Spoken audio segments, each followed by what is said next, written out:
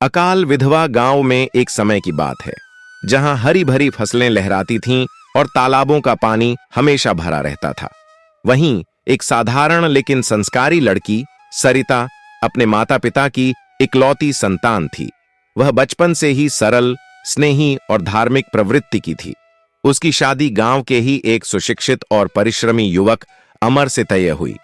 अमर अपनी पत्नी सरिता से बहुत प्रेम करता था और उसका सपना था कि वह अपने परिवार को खुशियों से भर दे। शादी के बाद कुछ वर्षों तक सब कुछ सुखमय रहा। सरिता और अमर का जीवन प्रेम और विश्वास से भरा हुआ था। गांव के लोग उनकी जोड़ी को आदर्श मानते थे, लेकिन नियति को कुछ और ही मंजूर था। मनहूस साया गांव में एक बूढ़ी महिला रहती थी, जिसे लोग मनहूस काकी कहते थे।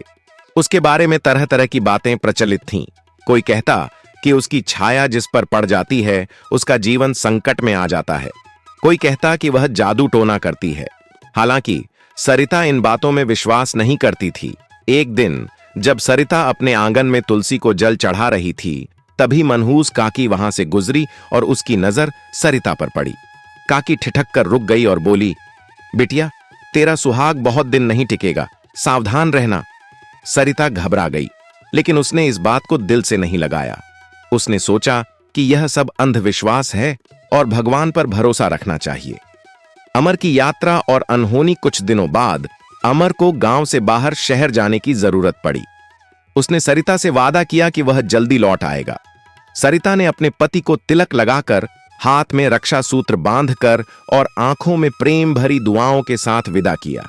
परंतु 3 दिन बीत गए, 4 दिन बीत गए, अमर का कोई संदेश नहीं आया। फिर गांव में खबर आई कि जिस ट्रेन में अमर यात्रा कर रहा था वह दुर्घटनाग्रस्त हो गई।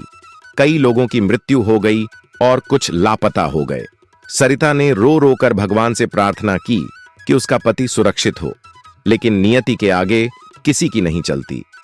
5वें दिन गांव में पुलिस की गाड़ी आई और उन्होंने अमर के परिवार को खबर दी कि उसका शव पहचान के लिए रखा गया है। यह सुनकर सरिता के पैरों तले जमीन खिसक गई। उसकी दुनिया उजड़ गई।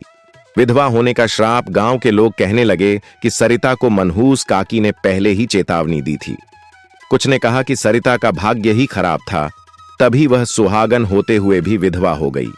कुछ औरतों ने उसे अपशगुनी कहकर अपने घर आने से रोक दिया। सरिता को समझ नहीं आ रहा था कि आखिर ऐसा क्यों हुआ। क्या वह अपने पति से प्रेम नहीं करती थी? क्या उसने कभी किसी का बुरा चाहा था? फिर ईश्वर ने उसे इतनी बड़ी सजा क्यों दी? समाज का कठोर रवैया अब सरिता के जीवन में अंधकार ही अंधकार था। समाज के तानों ने उसे अंदर तक तोड़ दिया। गांव की परंपरा के अनुसार विधवाओं को रंगीन कपड़े पहनने की अनुमति नहीं थी। उन्हें किसी शुभ कार्य में शामिल नहीं किया जाता था और यहां तक कि उनके छूने से भी लोग बचते थे। सरिता को घर से बाहर निकलना मुश्किल हो गया। उसकी पहचान अब एक अकाल विधवा के रूप में हो गई थी।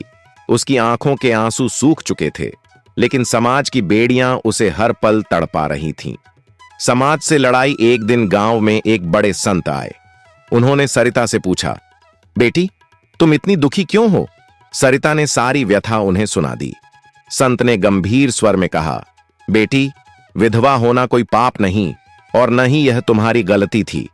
यह केवल भाग्य का लिखा था। लेकिन समाज को यह समझने की जरूरत है कि विधवा को भी सम्मानपूर्वक जीने का अधिकार है। संत के प्रवचनों का गांव पर गहरा असर पड़ा। धीरे धीरे लोग समझने लगे कि विधवा होना किसी स्त्री के चरित्र, कर्म या किस्मत की सजा नहीं है, बल्कि यह केवल एक जीवन की सच्चाई है। नई शुरुआत। समाज की सोच बदलने में समय लगा, लेकिन सरिता ने हार नहीं मानी। उसने अपने पति की स्मृति को अपनी शक्ति बनाया और गांव की अन्य विधवाओं को सशक्त बनाने का बीड़ा उठाया। वह शिक्षित होने लगी और अन्य स्त्रियों को भी शिक्षा के महत्व को समझाने लगी। अब सरिता अकेली नहीं थी, बल्कि सैकड़ों विधवाओं की प्रेरणा बन चुकी थी। उसने यह साबित कर दिया कि विधवा का जीवन केवल दुख और तिरस्कार तक सीमित नहीं, बल्कि एक नया